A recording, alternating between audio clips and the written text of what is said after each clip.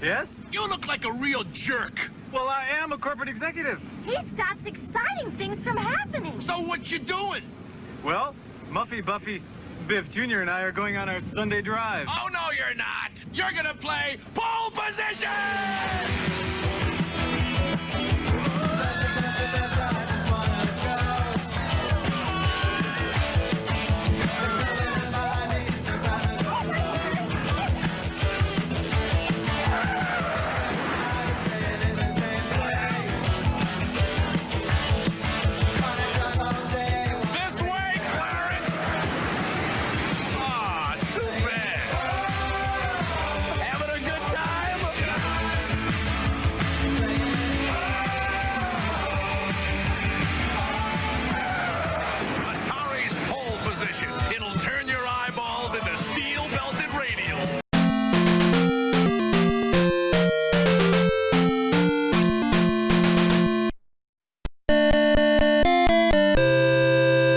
What's up, everybody? Richard Schaefer back at you another video. Hopefully a quick one this time, because in checking this 5200 that I got back with the SOPHIA mod, now the POKEY has been properly adjusted, and I noticed there has been some problems, and I'll show you with the competition cart.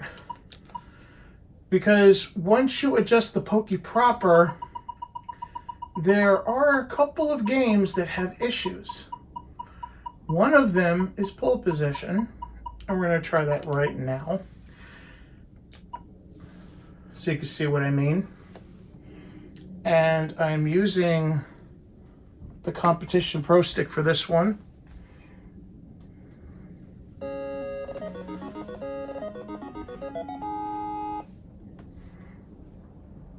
And as you can see, we cannot control the car. No matter what I press on the stick, we crash. I can move the stick any which direction. You hear me really trying my best. I can't even shift. Usually up and down is shift. Can't do that. It's still on low. And this didn't happen before. When I sent it out for service, when I sent it out to get the SOPHIA and the installation for the POKEY, anyway. So yeah, when I sent it out to get the SOPHIA installed and then the POKEY, I didn't have that problem beforehand. Now all of a sudden I do. And checking the Atari Age forums, there's people that have issues with a couple other games. One of them that gets mentioned a lot is Dig Dug, especially when you're running this through an upscaler and with the SOPHIA.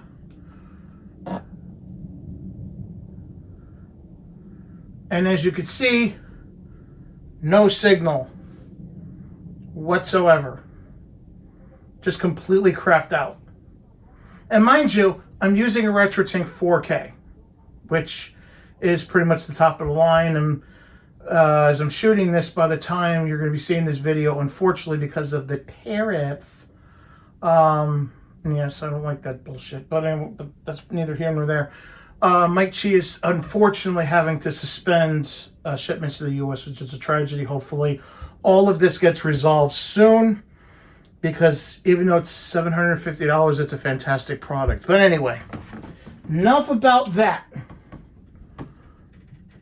And you seem to basically crash the SOPHIA.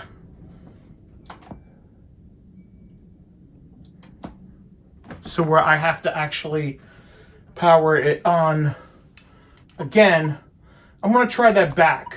See if it does it again. Because I knew about pole position. Didn't know that about Dig Dug. And you see, even resetting the cartridge does nothing. You see the blinking light, but nothing. So what the hell's going on here, you might be asking? Well, it's simply because there's a couple of bugs. Well, first, Dig Dug, I don't think there's an exact reason for the bug. They haven't figured out exactly what the bug is, but the solution that I'm going to show you fixes it. However, for pole position, there is a legitimate excuse of reason for it, and it all comes down to a bug that is present in the software that is fixed by running the BIOS. So when you run the BIOS, the problem gets fixed, and it's an issue with the trackball support for pole position, because it needs to decipher because during the BIOS, when you see the Atari flashing logo and you see the game name on the screen, it's also looking to detect whether it's in trackball mode or joystick mode. So that kind of messes things up, because when it goes right to the game, it's stuck in I believe trackball mode. But there is a way to fix that, and I'm going to show you, and it's relatively easy. So on your Atari 5200 joystick, you just press the star button, and you're into the menu. And all we need to concern ourselves with is what's on the bottom, and that is Game Quick Start, where you bypass the BIOS.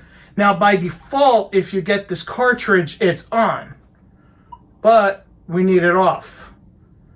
And turning it off actually fixes our problem, because now the BIOS will kick in every time you load a game. And the Atari BIOS is not as long as, say, the ColecoVision one. It's only a few seconds, so it's worth a few seconds. And it does this on my menu for some reason, to the point where I just turn it off, turn it back on again, and I'm golden. So now that we just did that, let's go try pole position again, and it should be working.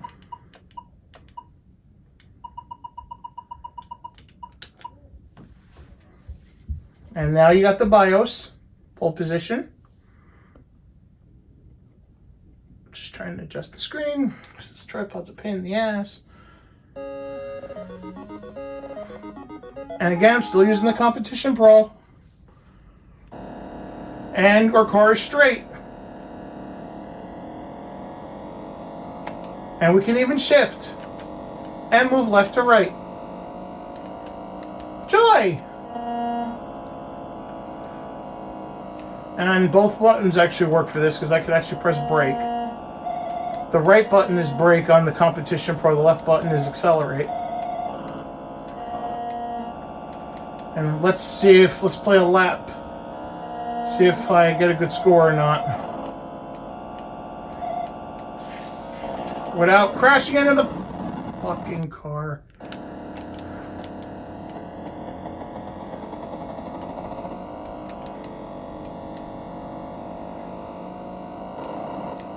I'm just surprised Atari never came out with a steering wheel for this damn thing, like ColecoVision did with Turbo. That would have been great. Or somebody figure out a way to use the Coleco wheel on a 5200.